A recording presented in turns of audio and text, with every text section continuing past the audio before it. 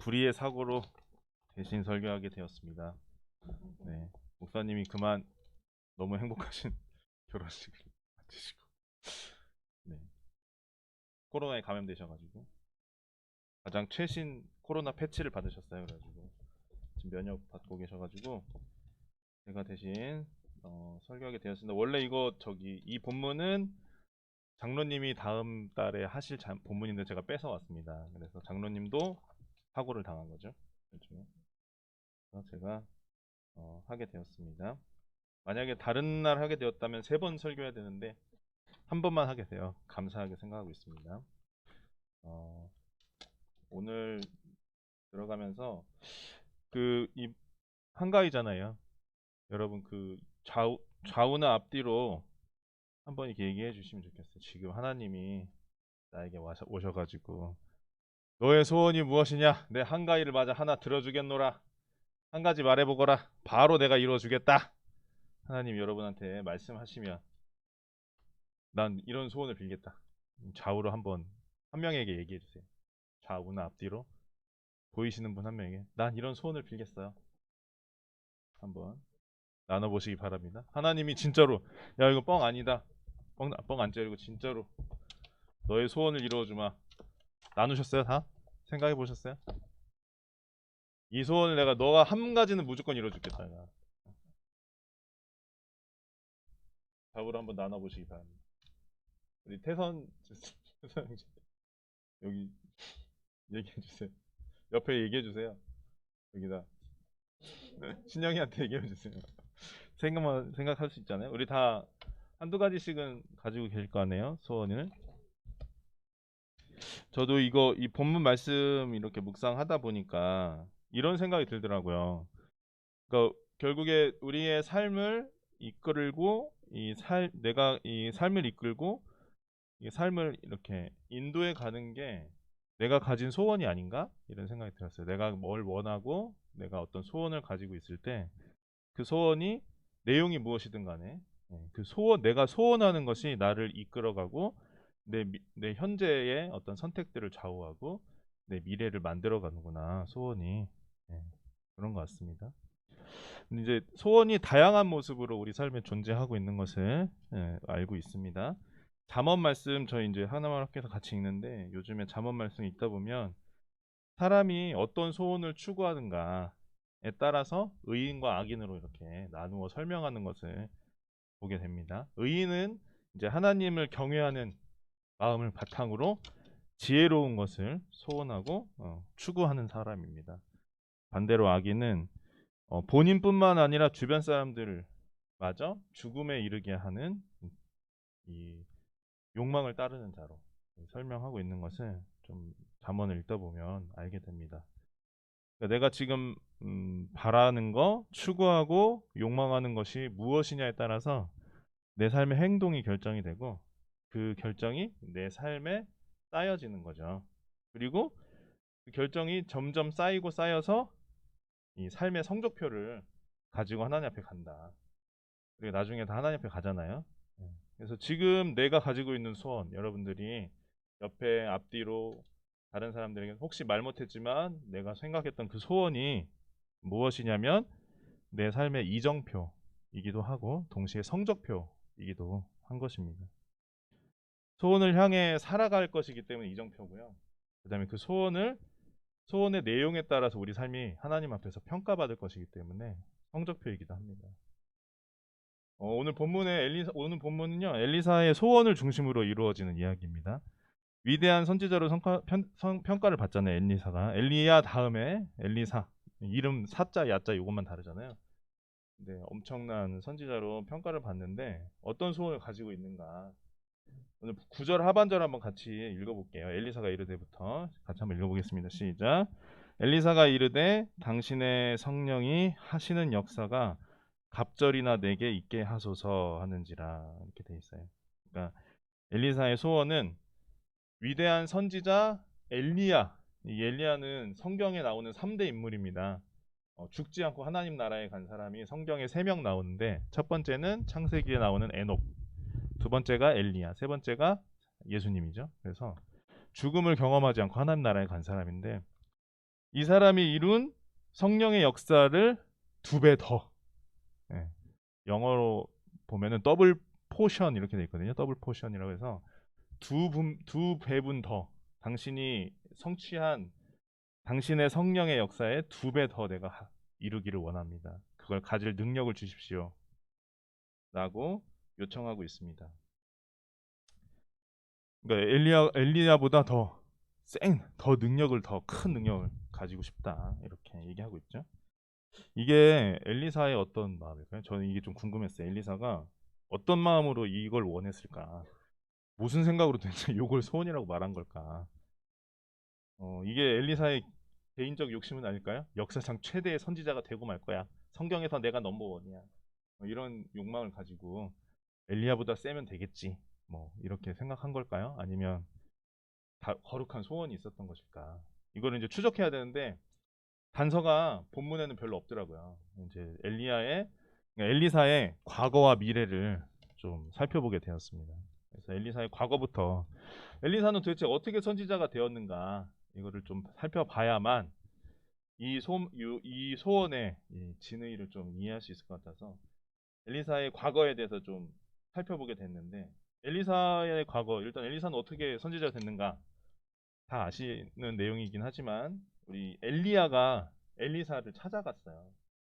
엘리야가 그 갈멜산에서 이긴 다음에 도망갔잖아요. 그 이세벨이 화내가지고 이세벨의 반응을 보고 도망가서 숨어 있다가 하나님이 주시는 여러 가지 위로의 말씀들이 있었는데 그 중에 하나가 엘리사한테 가가지고 엘리사에게 기름을 부어서 선지자로 세워라 이 말씀이 있거든요.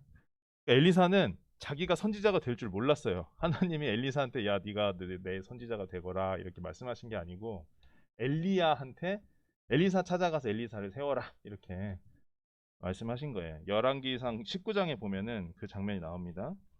그래서 엘리야로 하여금 엘리사를 가서 기름 부어서 너의 후계자, 너의 다음 선지자로 세우라 이렇게 하나님 말씀하시는 것을 볼 수 있어요. 그러니까 엘리사가 이미 이 시점에 어느 정도 하나님의 평가를 받고 있었다. 이렇게 유추해 볼 수 있겠죠.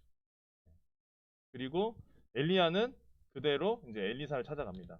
엘리사는 어느 동네에 있었냐면 아벨무홀라라는 동네 사람이었어요. 근데 이 지명이 뭐냐면 이게 정확한 위치에 대해서는 약간 분분한 감이 있는데 이 지명의 뜻이 뭐냐면 춤추는 초원, 춤추는 고장 뭐 이런 뜻이래요. 그러니까 춤을 추는 곳이에요, 여기가. 무슨 춤을 추느냐? 이제 다른 데보다 여기가 비옥한 토지인 거예요. 약간 산기슭에 있어가지고 작물이 잘 자라요. 햇볕을 잘 받아가지고 이스라엘 하면 대표적인 작물들이 이제 포도 있잖아요. 포도 같은 것들이 잘 자라서 어, 대표적인 좀 그 예전 조선 시대로 말하면 약간 그 우리 왜 전라도에 가면 평야 있잖아요. 곡창지대 그런 것처럼 물건이 이렇게 잘 자라는 생물들이 잘 자라는 동네예요.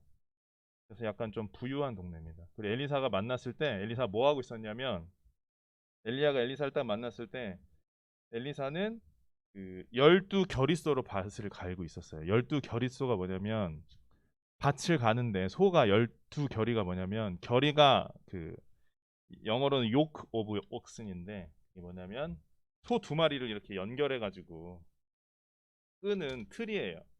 소 2마리가 이렇게 있으면 등에다가 틀을 만들어서 소를 연결해요. 그게 12개가 있는 거예요. 그러니까 소는 총 24마리가 있는 거죠. 요즘에도 소 24마리 정도 있으면 부자 아닙니까? 네. 부자는 아니더라도 어느 정도 이 사람은 변변한 직업도 있었던 것이고 이 자기 가문의 이 자기 가족의 나중에 보면은 자기 재산이에요. 부모님과 함께 있는 건 맞는데 자기 분깃이 명확하게 있는 사람이었어요. 엘리사는. 그러니까 풍성하게 좋은 땅에 좋은 농장과 좋은 어, 환경을 가지고 있는 사람이었다는 것을 알 수가 있습니다. 그러니까 엘리사는 좀 괜찮은 경제적인 안정을 가지고 있는 사람이었던 거죠. 근데 엘리야가 나타나가지고 엘리사를 딱 기름 붓고 겉옷을 딱 주거든요. 겉옷을 딱 걸쳐주는데 엘리사가 어떻게 반응하냐면 부모님한테 인사하고 가겠습니다. 따라가겠습니다. 이러니까 엘리야가 그럼 네 맘대로 하시오. 이렇게 해가지고 따라가는 거예요. 그러니까 엘리사가 이 모든 것들을 어떻게 하냐면 이제 자기 그 소기구는 다 태워버리고 고기들은 다 잡아서 동네 사람들 다 나눠주고 돌아갈 가산을 남겨놓지 않고 엘리야를 따라가거든요. 아, 근데 엘리야가 이때 어떤 때냐면 이세벨로부터 수배 당하고 있던 때예요. 이세벨로부터 수배를 당하고 있던 때. 그러니까 아합과 이세벨이 죽은 때가 아니고 아합과 이세벨이 살아가지고 엘리야 찾고 있었던 때. 잡히면 죽인다. 이런 마인드로. 그러니까 엘리야는 쫓기고 있었던 때이거든요.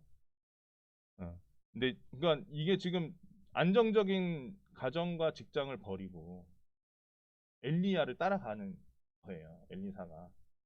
그것도 뭐 강제적인 어떤 그러니까 하나님이 엘리사한테 너는 이걸 해야만 한다. 이렇게 얘기한 것도 아니고 엘리사야를 통해서 엘리사에게 따라올래 했더니 엘리사가 그럼 제가 부모님한테 인사는 하고 올게요 라고 말하니까 엘리야가 너 꼭 와야 돼 라고 얘기한 것도 아니고 하고 싶은 대로 하십시오. 당신의 뜻을 대로 하십시오 라는 식의 대답을 해주는 네. 그게 이제 이 열왕기상 19장 하반에 나오는 내용이거든요. 그러니까 엘리사는 소원을 가지고 엘리야를 따라간 거예요. 그냥 따라간 게 아니고. 그러니까 하나님이 엘리야에게 위로로 말씀하셨던 바알에게 무릎 꿇지 않았던 7천 명 중에 한 명이었던 게 엘리사였던 거죠. 엘리사는 그러니까 문제 의식을 가지고 있었던 거예요. 기꺼이 자기가 갖고 있는 것을 바꾸어서 엘리야를 따라가 하나님의 선지자가 되는 것을 물론 걱정도 했겠죠. 좀 예, 고민도 되고 그런 것도 있겠지만 그러나에도 불구하고 엘리사의 행동으로 우리가 유추해 볼 때 엘리사의 마음은 기꺼이 엘리야를 따라가는 게 낫겠다라고 판단한 거라고 보여져요. 그러니까 엘리사가 어떤 시대적인 관점과 또 어떤 부담감 또는 어떤 목표 이런 것도 있었는지 유추해 볼 수 있는 것이죠. 좋은 것들을 놔두고 자기가 이미 누리고 있는 모든 것들을 버리고 엘리야를 따라가는 거예요. 엘리야 하면 내세울 게 하나밖에 없었어요. 당시 갈멜산에서 800명 이긴 거. 그게 이제 제일 드러난 거잖아요. 하나님의 위대한 선지자라는 거. 근데 그 당시에 우리 갈멜산 이야기도 다 봐서 알지만 그 이스라엘 백성들이 갈멜산에서 엘리야가 이겼을 때 엘리야 편에 확 선 게 아니에요. 엘리야 편에 서지 않 만약에 엘리야 편으로 확 돌아섰으면 엘리야가 도망갈 일이 없잖아요. 이세벨이 그렇게 찾아다녀도. 근데 그게 아니라 그러니까 이게 뭐냐면 이 시대의 분위기라는 것 자체가 어, 하나님을 믿는 신앙이 그렇게 가치 있는 게 아닌 거예요. 하나님을 구주로 믿고 하나님이 이스라엘의 주인이다. 우리는 하나님의 신앙을 믿어야 된다라는 그 사실, 그것 자체가 이 시대의 전반적인 사람들에게는 소중하거나 따라야만 하는 또는 정말 중요한 일이 아니었던 거죠. 그런데도 불구하고 엘리사는 따라간 거예요. 자기 삶의 완전히 삶을 뒤집어서. 그러니까 엘리사가 얼마나 이런 행동을 하려면 하고 싶어야 하는 거죠. 하기 싫으면 할 수 없어요. 이건 그러니까 그야말로 소원을 가지고 있는 사람만 할 수 있는 거예요. 설레였던 거죠. 이 순간이 엘리야가 자신을 불러냈던 그 순간에 걱정도 물론 따라왔지만 설렘이 있었던 거예요. 아, 야, 내가 드디어 나한테도 기회가 왔구나. 앞으로 어떤 일이 벌어질지에 대해서는 잘 모르겠지만 좀 무식하면 용감하니까 어떤 고난이 기다린지는 잘 모르겠지만 설레이고 기다려졌던 거예요. 그래서 엘리사가 엘리야를 따라 나서게 되는 거죠. 그러니까 엘리사의 과거를 통해서 볼 때 엘리사의 소원은 그저 자기만을 위한 소원이 아닐 가능성이 높다. 조금 더 확실하게 하기 위해서 엘리사의 미래를 한번 보면 될 것 같습니다. 이 소원이 이루어지고 난 후 엘리사의 사역들, 엘리사의 행적들을 보면 엘리사가 그 능력을 어떻게 사용하였는가, 하나님이 정말로 그렇게 주신 그 능력에 대해서 어떻게 사용했는가를 우리가 알아볼 수 있습니다. 엘리사의 미래에 대해서 엘리사가 이 능력을 받고 나서 이루어낸 기적들이 한 14가지 정도 성경에 기록되어 있는데 첫 번째는 오늘 본문에 나오지만 엘리야에게서 얻은 겉옷으로 요단강을 딱 쳐서 갈라서 마른 땅을 만든 다음에 건너요. 근데 이게 강을 갈라서 건너는 거 있잖아요. 이게 의미 있는 일이잖아요. 이 땅에 흐르는 강을 갈라서 건너는 이 사건 자체 첫 번째 홍해를 갈랐던 거. 그 다음에 이스라엘 민족이 여리고 맨 처음에 가나안 땅으로 들어올 때 그때도 이 요단강이 갈라져서 들어왔잖아요. 마른 땅을 밟고. 근데 그 사건이 이루어지는 거예요. 엘리사가 이렇게 처음 이루어낸 기적.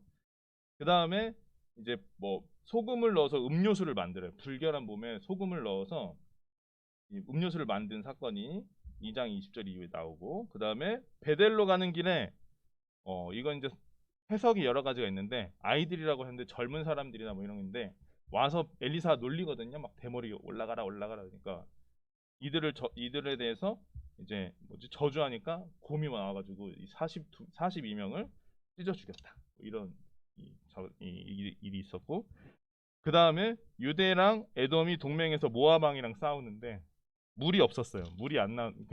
성급하게 공격했다. 물을 확보를 못했는데 물을 이렇게 내주었어요. 엘리사가 기적을 일으켜서 물을 내줘서 그 지경에 물이 가득하게 된 사건이 있었고, 그 다음에 선지자의 생도가 죽고 아내가 있었는데 아내에게 기름을 만들어서 빚을 갚게 한 이야기가 있어요. 그리고 사렙 지방 여인의 아들이 있는데 아들을 낳게 해주고 아들이 죽었는데 다시 살려낸 일들을 하게 되었고, 우물물에 있는 독이 있었는데 독을 제거하는 기적을 일으켰고, 그다음에 보리떡 20개로 100명을 먹이고 남겼어요. 그다음에 나아만의 문둥병을 고쳐주고, 이 과정에서 또 자기 종 게하시의 문둥병을 주기도 하시. 게하시가 이렇게 불온한 행동을 하는 것을 통해서 게하시에게 문둥병을 주기도 하고요.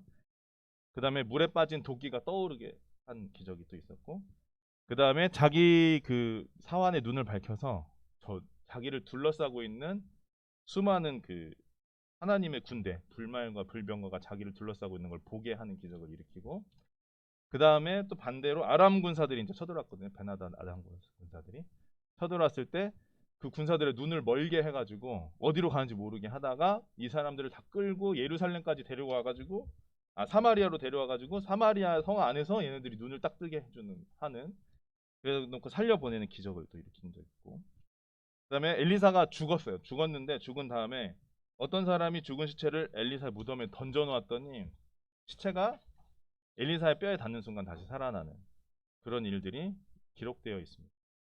그러니까 이거 외에도 엘리사의 이제 그 여러 가지 사역들이 있는데, 결국에 이제 핵심이 뭐냐면 엘리사가 자기에게 주어진 능력을 가지고 어떤 그 사회적인 어떤 그 뭐라고 해야 되지? 신분 상승이라든지 또는 어떤 부를 추구한다거나 그런 것들이 전혀 없어요. 엘리사가 했던 사역들의 내용들이나 또 일으켰던 기적들이나 그것들이 미쳤던 영향들을 보면은 결국에는 이 그 당시 이스라엘 사람들의 사회에 하나님이 살아계시다는 것을 보여주고, 사람들로 하여금 하나님을 믿도록 이렇게 할 만한 일들을 제시하는 것에만 자신의 능력을 사용하고 있는 것을 볼 수가 있어요. 그래서 이 엘리야를 방불하게 하는 큰 일들을 열왕기 하에 기록되어 있는 많은 내용들이 엘리사의 사역으로 기록되게 되었던 거죠. 그러니까 이스라엘 백성들이 계속해서 하나님을 멀리하고 하나님과 가까워지지 않는 시대, 점점 바알과 아세라 또 그 외에 많은 우상들에 점점 속해가고, 이웃의 강국들이 섬기는 어떤 것들, 그 다음에 강대국들의 논리, 또 사회적인 문화, 문물 이런 것들에 빠져서 그것을 향해서 마음을 돌리고 그것들을 추구하고 그것을 원하는 시대. 이 시대 이제 베델 같은 경우도 원래 베델이 저기 누구지? 야곱이 돌베개 베고 잤던 곳이잖아요. 거기가 이스라엘 민족의 어떤 하나님 신앙의 성지였는데, 이 시대에는 그 베델에 이미 그 신당 같은 것들이 들어서 있고, 그러니까 그게 대표적인 상징으로 보여주는 것이 이스라엘 민족들이 어떤 신앙을 가졌는가, 어떤 신앙의 변화를 겪었는가를 보여주는데, 그것에 반대되는 곳에 계속 서 있었던 게 이 엘리사라는 거죠. 그러니까 이 엘리사의 모습을 이렇게 쭉 보면서 우리 교회 모습이 좀 겹쳐서 보였습니다. 우리도 처음에 교회를 이제 7년 전에 이제 공동체로 처음 시작해서 2017년에 여기로 이사 오면서 가졌던 문제의식이나 목표의식이 있었죠. 세상을 향해서 하나님의 선교를 수행하자. 총체적인 선교를 하자. 그래서 마음을 모았던 그 시절인데 그 시절에도 지금도 그렇지만 그 시절에도 환경은 이 기독교가 손가락질 받는 환경이었잖아요.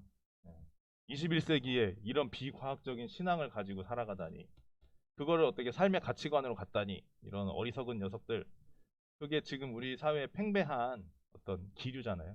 그리고 또 심해졌죠. 요즘에 한국 교회에 잘못한 사람들이 많아가지고 특히 기독교 교회 다니는 애들 더 이기적이고 어? 더 나빠 이렇게 생각하는 사람들도 많아졌어요. 혐오감을 갖고 있는 사람들도 기독교 교회 다닌다 그러면 오히려 더 안 좋게 보는 사람들도 점점 조금씩 일어나게 되고 그래서 자기가 교회 다닌다는 사실을 이렇게 무의식적이긴 한데 좀 이렇게 드러내려고 하지 않는 경향도 실제로 기독교인들 사이에서 많아지는 그런 사회 그런 시대인데 그런 사회적인 분위기에서 여기 동네에다가 교회 간판 하나 더 걸고 여기 하나마을 교회요 우리 교회합니다 교회 시작한 거죠. 네. 뭘 모르니까 시작했던 것 같아요. 아무튼 네. 용감하게 그렇게 시작했었습니다. 이런 참여하는 사람들의 면면도 좀 그래요. 이게 뭐 우리 목사님도 그렇고 목사님 하영 목사님이 사실은 이 전 직장이었던 ESF에서는 나름 성공한 책임 간사님이셨잖아요. 굉장히 많은 사람들이 어떻게 그렇게 했어요? 막 이렇게 궁금해하는 분이셨고 그래서 그냥 ESF에 계속 계셨으면 어쩌면 ESF 대표도 하시고 뭐 이러지 않았을까? 아니면 뭐 좀 준비하셔갖고 유학 가가지고 유학도 가실 수 있었을 것 같아요. 원래 실제로 가시려고 했었으니까. 유학 갔다 오시면 뭐 학위도 더 있으실 거고 또 좋은 환경에서 좋은 목표 할 수도 있잖아요. 우리도 마찬가지죠. 여기 처음에 참여했던 사람들 보면은 사실 우리가 큰 교회 갈 수 있었지 않습니까? 네? 크고 우리 익명성을 보장해주는 교회 예배만 드리고 이렇게 집에 갈 수 있잖아요. 저도 그 전에 3일교회 다닐 때 3일교회 가면은 딱 예배 드리고 집에 가는 게 너무 좋았거든요. 뭐 모임한다 그러면 가서 쭈뼛쭈뼛 앉아있는 게 너무 싫었어요. 좀 귀찮기도 하고 그랬었는데 또 그런 데 가면은 우리 예배 시간에 순서 맡는 거 1년에 한 번 될까 말까라서 예배 시간에 순서 맡으면 좀 영광스럽게 수행할 수 있잖아요. 근데 이제 우리는 거의 1년 한 달에 2번 한 번씩 이렇게 하니까 이렇게 뭐지? 더 많이 하잖아요. 또 아이들 돌봄하려고 한 달에 한 번씩 일부 예배 나오지 않아도 되거든요. 그런데 가면은 이렇게 뭐지? 주일학교가 딱 선생님들도 있고 이래가지고 맡기면 되잖아요. 얼마든지 우리 그렇게 할 수 있었는데 몰랐던 건지 모르겠지만 이렇게 될 줄 몰라서 모르겠지만 얼마든지 그렇게 할 수 있었는데 우리가 마음속에 다른 소원이 있었어요. 그게 이제 중요한 게 아닌 거죠. 그렇게 신앙생활하는 게 중요한 게 아니고 좀 작지만 그래도 좀 하나님 나라가 좀 경험되는 교회를 직접 읽어보자. 우리도 총체적인 선교회 좀 한번 해보자. 나도 그거 한번 제대로 해보고 싶다. 이래가지고 시작하지 않았습니까? 예. 그래서 이렇게 세상을 향해서 선교하는 소원이 우리 마음에 차고 넘쳐가지고 의기투합을 해서 으쌰으쌰 해서 이렇게 다른 기회비용을 기꺼이 지불하고 시작을 했었죠. 근데 이제 지나고 나서 시간을 지나고 나니 어, 우리가 올해 벌써 7년째가 돼가는데 교회는 많은 도전을 했어요. 그래서 그 중에 잘한 것도 있고 또 실패한 것도 있고 잘 못한 것도 있고 또 어떤 거는 소리 소문 없이 사라진 것도 있고 또 그 과정에서 이렇게 마냥 좋을 것만 같았지만 서로 좀 상처를 주고받기도 하고 또 갈등도 있고 뭐 그런 것들이 이제 우리 안에 있는 거죠. 엘리사랑 우리랑 다른 점은 뭐냐면 엘리사는 이미 그 엘리사 사역의 역사가 끝났어요. 그래 평가가 시작돼요. 평가마저 끝난 시점에 엘리사는 우리가 성경에서 엘리사를 만났잖아요. 엘리사 우리가 아까 살펴본 엘리사의 미래라고 하는 것들은 이미 우리 시점에서는 평가가 끝난 엘리사의 모든 완료된 지점이잖아요. 근데 우리는 아직 진행 중이라는 게 차이점이죠. 엘리사에게는 우리가 엘리사의 미래라고 해서 살펴본 이미 평가 끝난 것이지만 우리는 아직 평가 중, 진행 중. 네. 그게 우리가 갖고 있는 현재인데 그래서 오늘의 본문이 엘리사의 현재의 시점으로 이해해 볼 수 있는 부분이에요. 엘리사의 진행 중인 때 엘리사의 모습이 어떤가? 열심히 소원을 따라가는 엘리사의 삶의 여정. 처음에 엄청나게 든든한 어, 마스터, 즉 자기의 그 멘토가 될 만한 엘리야라는 기둥을 따라서 나섰어요. 그러니까 처음에는 기꺼이 따라 나설 수 있었어요. 처음에는 즐겁게 따라 나설 수 있었어요. 희생을 각오하고도 아 엘리야가 있는데 뭐가 걱정이야 이렇게 하면서 나설 수 있었다고요. 근데 이제 엘리야가 떠나가요. 엘리야가 떠날 걸 다 알아요. 오늘 본문에 보면 그 생도 50명도 어떻게 해요 엘리사님, 엘리야 선생님 오늘 내일 들려 올라간답니다 막 이러더니 그러니까 알고 있어 나도 좀 조용히 해봐 그러잖아요. 나도 알아. 위기를 맞고 있는 거죠. 엘리사의 그 도전이 어, 어떤 벽과 도전, 이 엘리사의 삶에 엘리사의 그 소원이 도전을 맞고 있는 거예요. 그 자기 처음에 그 원대했던 그 꿈이 그 소원이 엘리야가 떠나가는 그 상황을 맞이함으로 인해서 도전받고 있어요. 그래서 엘리야가 그래서 계속해서 이 떠나가려고 하거든요. 근데 이거를 잘 좀 상상력을 좀 동원해서 이 엘리야의 마음과 엘리사의 마음을 좀 이해해 보려고 하니까 엘리사는 이미 보호가 터 있잖아요. 하늘의 그 비밀을 많이 알고 있잖아요. 엘리사는 이제 조용히 그냥 이제 나는 잘 마무리하고 들려 올라가면 돼. 엘리사는 하나님이 알아서 하실 거야. 엘리야는 믿음이 있어. 그거에 대한. 그리고 그게 확신해. 아니 엘리사는 내가 뭐라고 축복하고 안 하고 상관없어. 어차피 하나님이 알아서 하실 거야. 하나님이 엘리사를 부르셨잖아. 그러니까 내가 뭐 엘리사한테 뭐 내가 뭐 내 겉옷을 주고 뭐 갑절이 그래 가라 밥절 뭐 이런 말 안 해도 돼. 하나님이 알아서 인도해 주실 거야. 엘리야는 그러니까 야 너 가만히 있어. 너 이제 여기 있어. 나 갈게. 계속 그 네 번 그러잖아. 길갈 갔다가 베델 갔다가 에? 여리고 갔다가 요단 가잖아요. 가면서 야 너 여기 있어. 나 갈게. 인사하지 마. 야 우리 어차피 나중에 천국에 만날 거니까 인사하지 마. 여기 있어. 갈게. 그러니까 엘리사는 어떠냐면 엘리사 입장에서는 안 돼요. 준비가 안 됐어. 엘리사 아니 선생님 가면 어떡하라고 나보고 자신 없어요 선생님 가지 마세요. 아 저 못 가요. 저 못 돼요. 안 돼요. 같이 있어야 돼. 죽어도 같이 있어야 돼요. 안 되면 절대 못 갑니다. 뭐, 이 엘리사가 그러면서 네 번이나 똑같은 말을 반복하잖아요. 왔다 갔다 왔다 갔다. 여기 머물러라 그랬더니 아닙니다. 저는 무슨 일 있어도 같이 갈 겁니다. 아, 머물러라. 아니다. 아닙니다. 가야 됩니다. 끝까지 네 번이나 왔다 갔다 그렇게 하거든요. 그러니까 이게 뭐냐면 그 엘리사의 입장에서 보면 이런 식으로 자기가 이것도 엘리사의 소원이죠.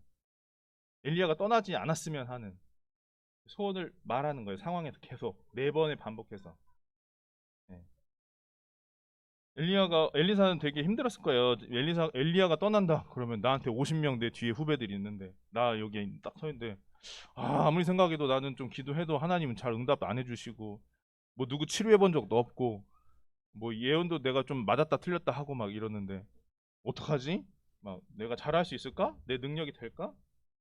나 아직 부족한데. 난 절대 엘리야처럼 될 수 없어. 엘리야는 진짜 대단한 사람이잖아. 난 절대 저 사람처럼 될 수가 없다니까. 난 평생 가도 저렇게 안 돼. 그런 마음이 있었던 것 같아. 엄청 불안했을 것 같아. 근데 자기 남겨야 된다. 근데 그것을 엘리사도 그러면 굉장히 그런 유혹을 들었을 거예요. 아 그냥 여기 있어라. 그러면 아 그래 이제 그만 포기할까? 그만둘까? 엘리야 선생님도 떠나는 마당에 나도 좀 하다가 이제 좀 잘 마무리할까? 좀 대충 할까? 너무 힘든데 이런 마음 들 수도 있잖아요.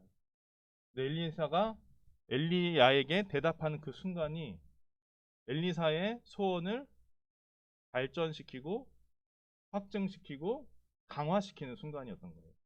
네 번의 질문과 대답이 네 곳에 지나가면서 붙어 있겠습니다. 붙어 있겠습니다. 붙어 있겠습니다. 이건 사실 엘리사가 엘리야에게 대답했지만 자기한테 한 말인 것 같아요. 계속해서 다시 그 소원을 강화시키면서 자기가 성장해 가는 거죠. 능력을 얻어가는 거죠. 그리고 결론적으로 마지막 어느 정도 때가 되었을 때 엘리사가 계속해서 자기를 돌아보면서 이 자기도 도망가고 싶은 마음을 어느 정도는 감수하면서 그래도 남겠습니다. 남겠습니다. 남겠습니다.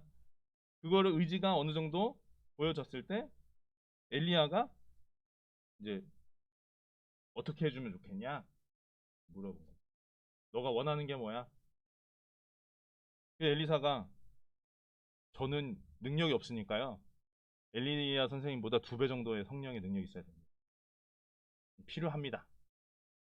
이렇게 말하는 거죠. 저는 엘리야 선생님만큼 안 되니까 한 2배 정도의 성령의 능력으로 제가 커버가 돼야 될 것 같아요. 엘리사 선생님이 한 100 정도의 성령의 능력으로 일을 하셨으면 저는 한 200 정도 있어야 좀 일을 할 것 같아요. 어쨌든 그 정도를 좀 주세요. 엘리사가 자신의 소원을 말을 하는 것이죠. 그러니까 엘리사의 소원은 이렇게 돌아보면 철저히 하나님의 초점이 맞춰져 있었어요. 하나님의 역사에 초점이 맞춰져 있었던 것을 알 수 있어요. 엘리사가 느꼈던 그 무게감이라는 것이 사실 우리가 느끼는 우리가 가지고 있는 무게감보다 더 심하지 않았을까? 이런 생각이 들거든요. 왜냐하면 이 사람은 거의 홀로 그 시대의 흐름에 맞서겠다 이런 각오로 서 있던 사람이나 마찬가지죠. 이 신약 시대가 아니라 구약 시대에 상징적 인물이잖아요. 그러니까 시대가 하나님으로부터 등 돌리는 사람들을 향해서 어떤 그 어려움이나 고난이 있어도 거기 아니에요. 글로 가면 안 돼요. 예? 이 길로 가야 됩니다. 그러면서 외치는 거예요. 그 평생 사람들이 잘 들어주지 않는데 좀처럼 사람들이 변하지 않을 수 있는데 변할 확률이 별로 없어 보이는데 그거 평생 외쳐야 되는 일을 하겠다는 거예요. 그 소원을 말하는 거죠. 우리도 다시 우리 얘기로 돌아와 보면 저와 여러분 개인의 현실, 우리 교회 현실도 그렇습니다. 우리도 계속 도전받고 있잖아요. 계속 도전 받을 거예요. 우리가 엘리사처럼 어떤 끝난 게 아니기 때문에 필연적으로 하나님이 주시는 소원을 따라서 이렇게 살아가다 보면 반드시 개인적이든 교회든 도전을 받고 어려움에 직면하고 문제가 발생하고 그럴 수밖에 없는 거죠.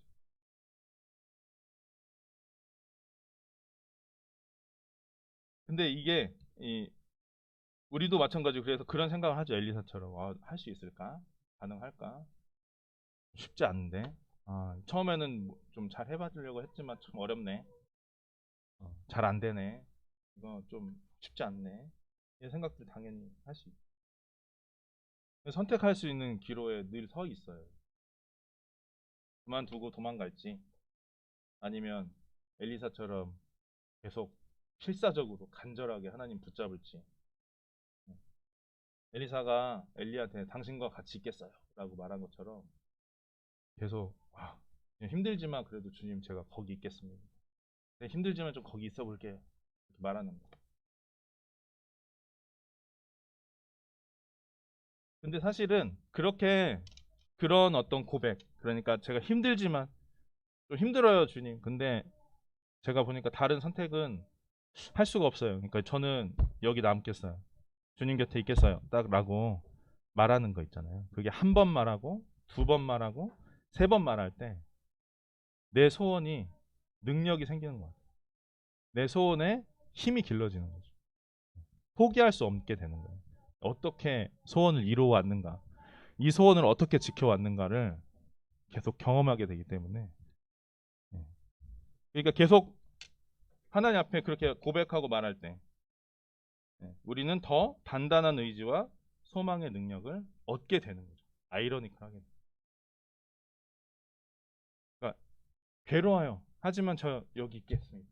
힘들어요. 주님, 그러나 주님 붙잡겠습니다라고 많이 말할수록 능력이 생기는 것 같아요. 엘리사가 그런 모습을 보여주었다고 생각이 듭니다. 빌립보서 2장 13절에 이렇게 써 있습니다. 너희 안에서 행하시는 이는 하나님이시니 자기의 기쁘신 뜻을 위해서 너희에게 소원을 두고 행하게 하신다. 하나님 우리에게 주신 것은 두려워하는 마음이 아니고 능력과 사랑과 근신하는 마음이다. 디모데서에도 그렇게 써 있죠. 디모데서에는. 그러니까 중요한 건 뭐냐면 내가 어떤 소원을 강화시킬 것이냐. 우리는 소원이 여러 개 있어요. 예.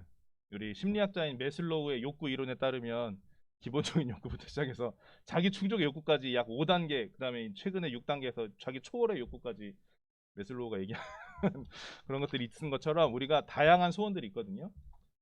다양한 층의 소원들이 있는데 중요한 건 뭐냐면 하나님이 내 안에 주신 소원이 반드시 있다는 것이고 그것을 어떻게 계속해서 발전시켜 나갈 것인가, 그것을 어떻게 계속해서 지켜 나갈 것인가, 어떻게 그것을 흔들리지 않고 붙잡고 나갈 것인가.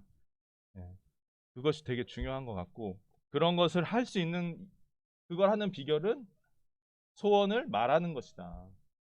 하나님 앞에 내 입으로 내 소원을 말하는 것이다. 다른 사람들과 하나님 앞에. 그리고 다행히 우리는 어때요? 혼자 있는 게 아니라 같이 있잖아요. 그래서 우리가 갖고 있는 소원들을 공유하고 이야기할 수 있어요. 또 하나님께도 말할 수 있고요. 그런 것들을 계속 반복하고 독려하고 서로 이야기하고 같이 소망을 나누고, 그것이 우리가 감당해야 될 싸움의 메인 그 포인트가 아닌가. 우리 교회가 이제 새롭게 뭐 지난 7년 동안에 해왔던 것들 성공과 실패를 잊고 다시 또 나아가고 계속해서 성장하고 또 이 땅에서 하나님이 우리 개개인의 삶에 우리 교회에 주신 어떤 비전과 꿈을 이루기 위해서는 계속해서 그것을 말하는 게 중요하구나. 제가 말씀을 묵상하다 보니까 이 말이 참 중요하구나 이런 생각들을 하게 됩니다. 그래서 앞에 이제 서로 나눠보라고 말씀드린 거고요. 마지막으로 한번 이 시간 다시 자기에게 질문하고 대답해 보셨으면 좋겠어요. 그리고 옆에 있는 사람에게 다시 말했으면 좋겠어요. 나의 소원은 무엇입니다. 한번 나누시면 어떨까 싶어요. 마지막으로 한번 옆에 있는 아까 마음 이야기를 나누었던 지체도 좋고 아니어도 좋습니다. 한번 다시 한번 내 안에 주신 하나님의 소원이나 그것이 무엇인지 한번 생각해 보시고 그것을 옆에 있는 분에게 한마디 먼저 나누면 오늘 말씀을 마치도록 하겠습니다. 1분 드리겠습니다.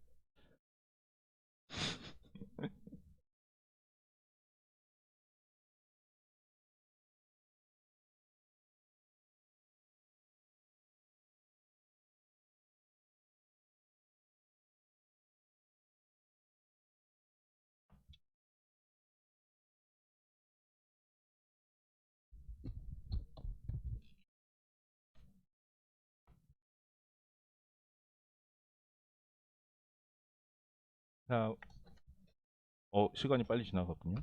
그럼 기도하고 마치도록 하겠습니다. 각자 같이 한번 기도하고 마치겠습니다.